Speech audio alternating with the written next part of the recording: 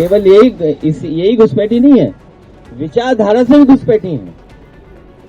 ये बीजेपी के सदस्य नहीं रहे, दूसरे के सदस्य थे। आप बताओ किस पार्टी के सदस्य थे वो? तो बताओ भारतीय जनता पार्टी में घुसपैठी हुए कि नहीं हुए? तो इन घुसपैठियों को कब हटाओगे? समाजवादी पार्टी के मुखिया और लोकसभा सांसद अखिलेश यादव ने उत्तर प्रदेश के मुख्यमंत्री योगी आदित्यनाथ पर सीधा और विवादास्पद हमला बोला है। राम मनोहर लोहिया की पुण्यतिथि पर आयोजित एक कार्यक्रम में बोलते हुए अखिलेश यादव ने योगी आदित्यनाथ को घुसपैठिया कह डाला। उन्होंने कहा कि मुख्यमंत्री उत्तराखंड से हैं, हम चाहते हैं कि उन्हें उनके गृह राज्य वापस भेजा जाए। वह सिर्फ भौगोलिक नहीं बल्कि वैचारिक रूप से घुसपैठिए हैं। वो बीजेपी के सदस्य नहीं थे, किसी और पार्टी से आए थे। तो ऐसे घुसपैठियों को कब निकाला जाएगा? आइए अखिलेश यादव का ये बयान आपको सुनवाते हैं। ये भारतीय जनता पार्टी के पास सब फर्जी आंकड़े हैं।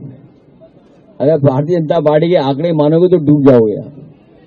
जो लोग पलायन के आंकड़े दे रहे हैं, हमारे यहाँ भी घुसपैठी हैं यूपी में, मुख्यमंत्री जी उत्तराखंड के हैं। हम तो चाहते हैं इन्हें उत्तराखंड भेज दिया जाए। केवल यही घुसपैठी नहीं है, विचारधारा से भी घुसपैठी है। ये बीजेपी के सदस्य नहीं रहे, दूसरे के सदस्य थे। आप बताओ किस पार्टी के सदस्य थे वो? तो बताओ भारतीय जनता पार्टी में घुसपैठी हुए कि नहीं हुए? तो इन घुसपैठियों को कब हटाओगे? अखिलेश यादव का ये बयान ऐसे समय पर सामने आया है जब केंद्रीय गृह मंत्री अमित शाह ने हाल ही में कुछ राजनीतिक दलों पर घुसपैठियों को वोट बैंक के रूप में इस्तेमाल करने का आरोप लगाया था। अमित शाह ने कहा था कि गुजरात और राजस्थान की सीमाओं पर घुसपैठ क्यों नहीं होती, लेकिन कुछ खास सीमाओं पर ये क्यों होती है।